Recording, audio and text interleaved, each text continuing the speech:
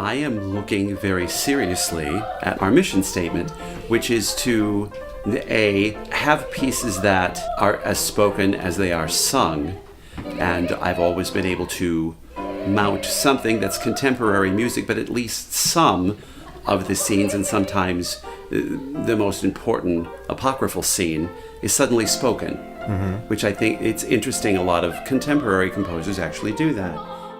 And another reason that belongs in the mission statement is that I am interested in the way that lyric theater is becoming just a larger statement in the arts world. As lines begin to blur between opera and operetta and musical theater, and as people begin to cross over, performers begin to cross from one of those realms to another, as do directors, as do designers, as do choreographers. As that starts to blend, and if we're going to sing and we're going to talk in the same place, is Sweeney Todd this or is Sweeney Todd that, then how do we address that and who do we bring to the table? So I was very specific in looking to cast opera singers who I knew had the chops to act, who really could act in a contemporary, connected sort of, what's the right word here in Chicago? We like gritty. We like that. We like gritty and real, which is a little far sometimes for opera. You have to guard the voice.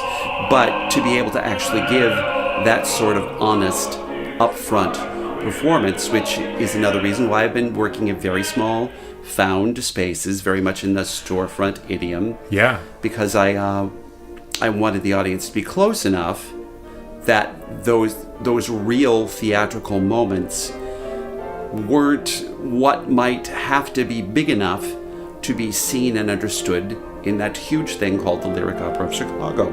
I am watching the storefront opera scene. I'm the one that coined that. I borrowed it from the storefront theater scene. I just want credit. I only want credit where credit's due. I am looking historically. History repeats.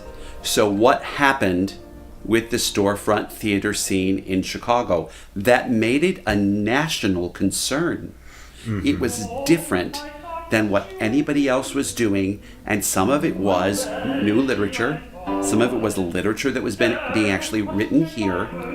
All of it was in found spaces with ensembles that were willing to sew the costume if that's what they had to do to get the work done. The audiences were not always huge. There wasn't a whole bunch of money. But then suddenly there was a national understanding of, oh, they're the first one to do this playwright's play. Because that playwright actually gave them the rights. So when we start to, and I see no reason why we won't, I mean, we already have great composers here who are doing wonderful work. But there will be people eventually who will say, we want you to do it, or we want you to try it out. Yeah. Let's premiere it there.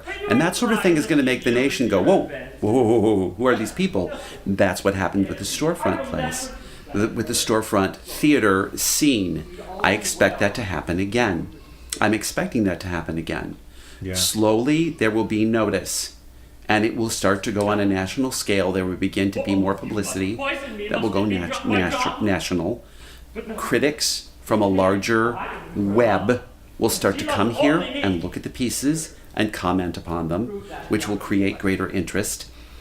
As long as we keep our noses to the grindstone, but look for those bigger opportunities. I mean, we can't expect them all to come to us. We could get lucky, and wouldn't that be nice? Woohoo!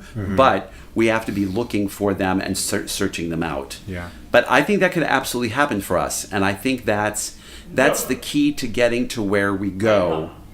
And then we just have to be careful because nothing's ever stagnant. If we get to that place, then we have to either go further or we will slide. So being able to pull those people in with the people who are more known as opera singers, everybody's game gets kicked up. Because the people who are really immersed in singing opera find themselves in a world that's immediately being created by these people who are accustomed to being immersed in a different theatrical milieu.